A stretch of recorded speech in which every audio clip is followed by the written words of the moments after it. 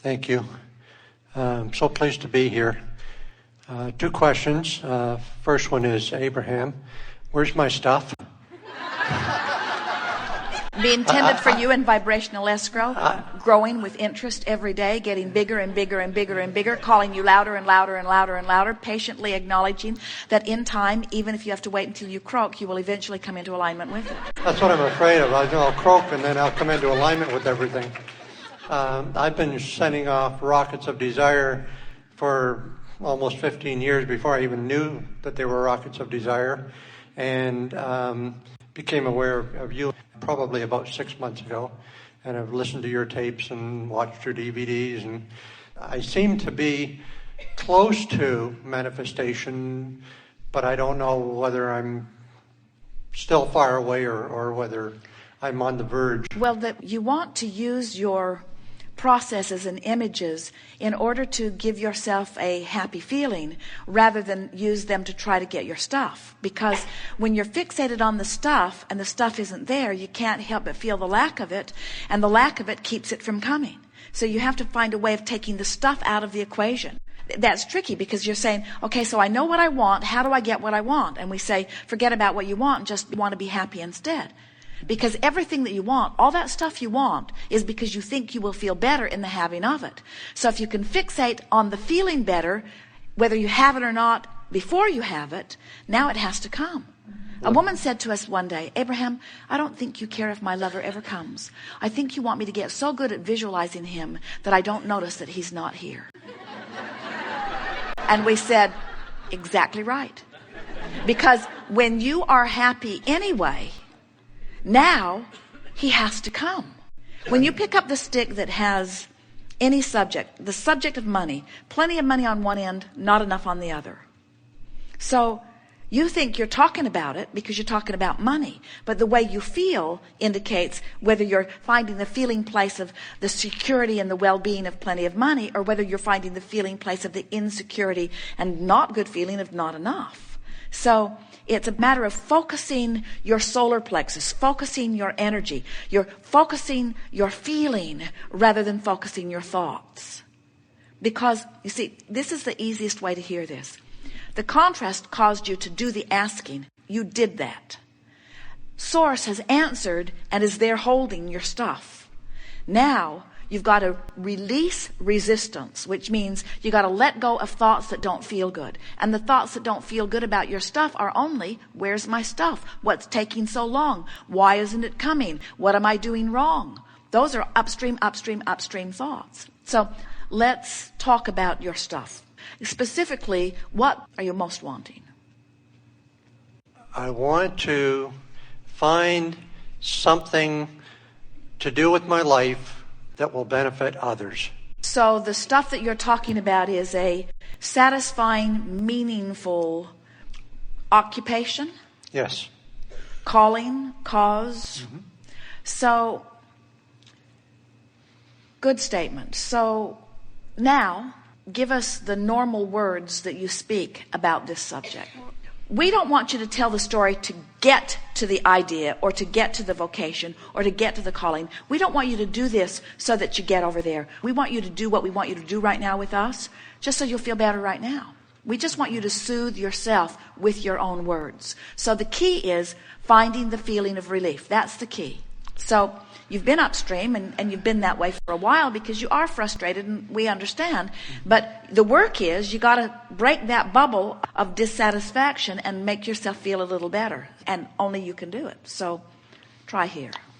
I know that I am on the verge to a new adventure in life that is going to bring me happiness, satisfaction, money, improvement in my relationship with my wife of 40 years. What's happening is you are believing so much in the power of your word, and you are so carefully articulating, you've decided to even throw in another handful of things that you want. Why not? Might as well get the whole list out here. But you still haven't said anything that made you feel any different, because you don't know that yet. In other words, you use the word I know and you don't know it. You hope So don't try to say it in a way that will please us or that will sound good to anyone else. Say it in a way that actually moves a feeling within you. See, my problem is I'm a skeptic. I'm an inner-born skeptic. So I need to overcome that. But you shouldn't be a skeptic, because everything you're offering vibrationally is exactly what's happening to you. There's not a shred of evidence to the contrary. And so you say, I'm a skeptic, and we say, yeah, that's why your stuff isn't coming. It's proof. So you got to be less skeptical. So I got to be a believer. You just got to be a hoper. You don't even have to be a believer. Oh. You just have to be a hoper. Yeah. I've been a hoper you just all have my to life. hope, because the vibrational difference between true skepticism and hopefulness is huge. And once you turn into that feeling of hope, just that much relief, you'll start getting evidence, and then you'll start believing. It's sort of where we began here today, isn't it? Earlier we were talking about children, and we want to say to you, be real for your children. Be real for those that you're wanting to assist. Just be real, which means don't pretend that you feel different than you do. You don't see your empty indicator on your gas gauge of your vehicle and feel so discouraged that you put a happy face sticker on it. There, that's so much better. Because you want to know. And so, same thing, we don't want you to use better sounding words. We want you to find words that actually make you feel better. So when you say, I know it's all coming and I know I'll live happily after, we want to say, you don't know that. So don't pretend that you do. Don't pretend it, because trying to take too big of a jump just turns you upstream too. So just try to get hold of a little piece of something that gives you a little bit of relief. You can do it. Now I know why they call this the hot seat.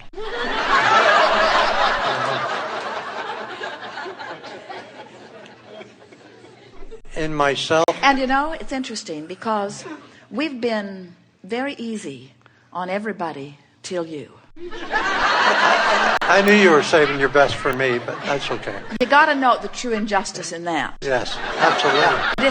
What it is your readiness to hear this. In other words, you light it up for us. Your asking was way disproportionate to your reluctance. And so we know that if we just focus here with you for a little bit, you're going to have a vibrational breakthrough. And that's why we're not letting you get away with anything. Great, thank you. Appreciate that.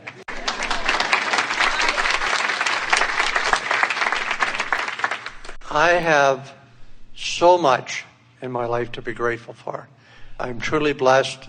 Things always work out for me, even when they seem desperate, and I don't think, I'm going to find my way out of it. There's always a solution. There's always an answer. Oh, you can feel that, can't you? He means this. You mean that. And there's relief in that. In other words, that was a downstream statement from where you were. A truly downstream statement. Wasn't the best statement we've ever heard. It wasn't even close. But it was the perfect statement for you. It was just exactly the right statement. You found the feeling of where you were, and you improved it. Now, keep going if you want to. I know things are going to get better day by day. Things are going to come into my existence. I'm confident of that.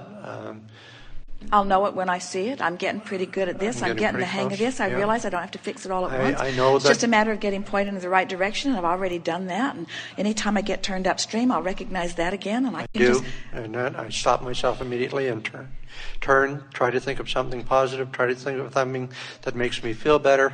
Because I know, again, that you can't go from here to here in one step. You need to do it slowly. One small step at a time, and that's how I try to live each and every day, is one small step at a time, feeling better about doing what I'm doing and being more and more grateful for what I've got and accepting where I am today.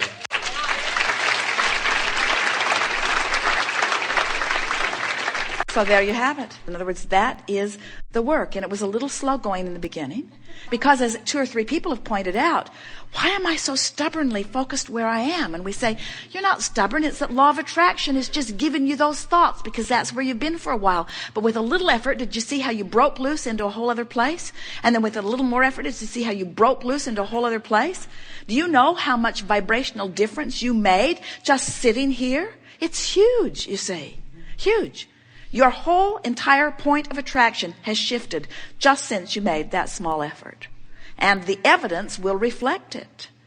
So you won't go away saying, oh yeah, I had an exercise and I spoke better words, but it's the same old, same old. You'll say, I felt something shift, and the evidence of my life is backing that shift up.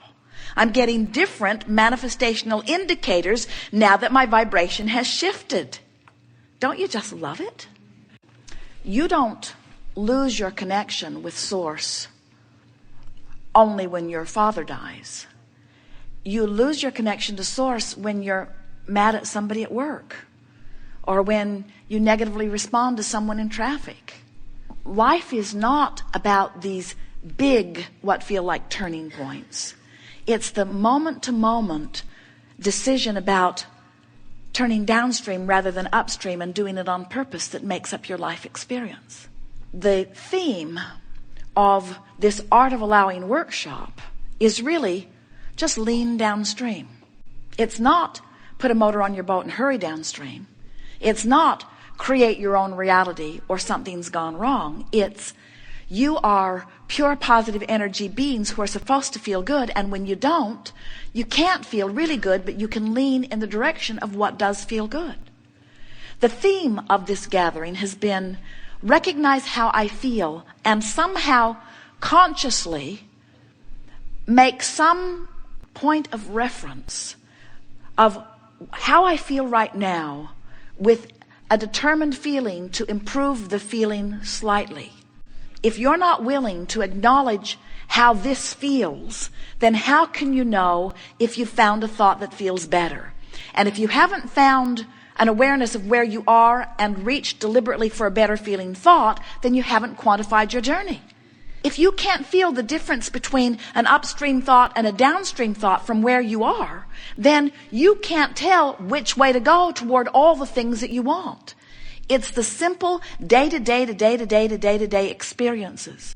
You've got to decide that you are no longer responsive to conditions, that you are the controller of the way you feel. And you just have to practice it thought by thought by thought by thought by thought. We've noticed just in the time that we've been together today that there's not one of you who does not have awareness of the emotion within you. And it is our promise to you that you will never again experience any kind of emotion, positive or negative, without consciously acknowledging the correlation between what you're thinking and feeling, and very soon what's manifesting in your experience. You have now come back into conscious empowerment of your own life experience. Does that mean that it's all going to be easily downstream for you? No. There's going to be a lot of opportunities for you when you find yourself upstream to turn downstream. We want you to feel all right about that. The last thing in the world that we wanted you to get the impression of is that we think you're doing something wrong when you're pointed upstream. We don't. Upstream is part of the contrasting experience that helps you to differentiate what it is that you want. Upstream is the contrast that you knew would be here. We don't want you to feel bad about finding yourself upstream. We want you to feel glad that you are aware, that you know the difference between upstream and downstream. That's all. Do you think that you will be able to feel the difference when you are complaining about something and when you complain a little less? Do you think that you can tell the difference between a true complaint and an attitude of appreciation? Do you think that you have the ability to move from an attitude of complaint immediately to an attitude of appreciation? Do you think that you can immediately turn like that? You can't. Can you go from something that you really feel complaint about to something that you really feel joyful about all at once? You can't. Don't you want to give yourself a break and stop trying the impossible? But do you think that you can complain about something and then complain about it a little less and a little less? Do you think that you can eventually turn a complaint into well, maybe it isn't so bad? Do you think that you can turn a complaint into well, maybe it isn't so bad and maybe there is a silver lining? Do you think you can turn maybe there's a silver lining into, oh, I see definite benefit for me here? In other words, just be easy about this. Let the guidance that is within you do what it was always there to do, which is to help you feel the vibrational relationship between your mental stance and your mood right now and the mental stance and the mood of who you really are.